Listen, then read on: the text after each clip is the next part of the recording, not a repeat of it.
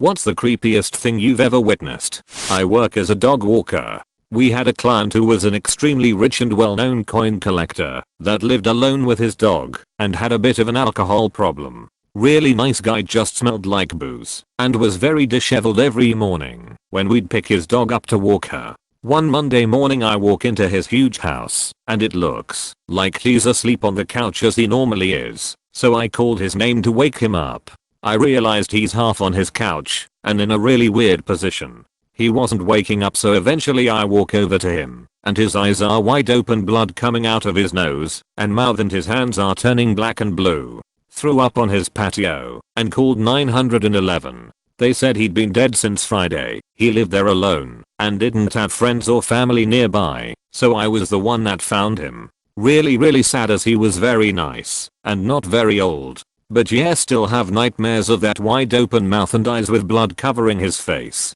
I'm a paramedic and had just put a car accident victim in a body bag with a decapitation from driving under a truck's red trailer. Coroner gave us the okay to load him up. He was wearing a heavy jacket and sweater, so we just stuck him in the bag and began to load him. After we got underway to the morgue, I heard a noise and the guy was thrashing around in the body bag violently. Oh, I was out of my mind. This guy had 90% of his head missing. We pulled over and my partner, who didn't see it, goes back and opens the bag while I was about to piss myself. All of a sudden a very small chihuahua jumped out and ran up to my partner. He must have been in the guy's jacket pocket and been knocked out, or just quiet until we got underway. Took me the rest of the shift to relax after that. 32 years in EMS and I've never had anything like that happen to me. This is only creepy in hindsight. My now ex-husband and I were living in a building with 9 efficiency apartments. We were the middle apartment on the 3rd floor. One day the neighbor that lived directly underneath us knocked on our door. He came in and started apologizing for being short with us several days before. Honestly, he had no need to apologize. He was not rude or anything. We got home at the same time he did and he politely told us he didn't have time to talk.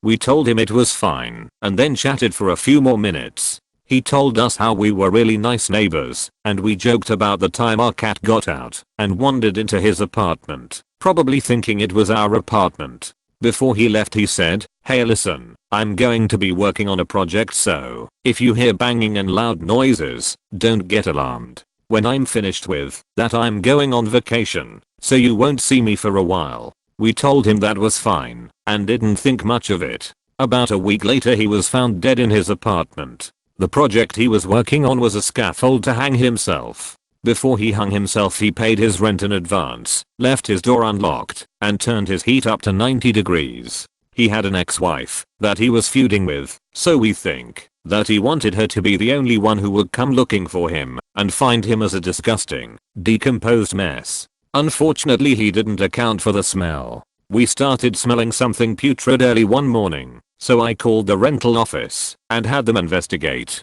I told them it was probably a sewer leak. The poor maintenance man walked in on the mess. So basically the dude came up to say goodbye to us and to make sure we weren't on bad terms with him before he died. I wish we would have seen a warning sign or something, so that maybe we could have gotten him some help, but we weren't close with him and there was really no way for us to have known. I hope you enjoyed the video. If you did, follow Reddit Top for more.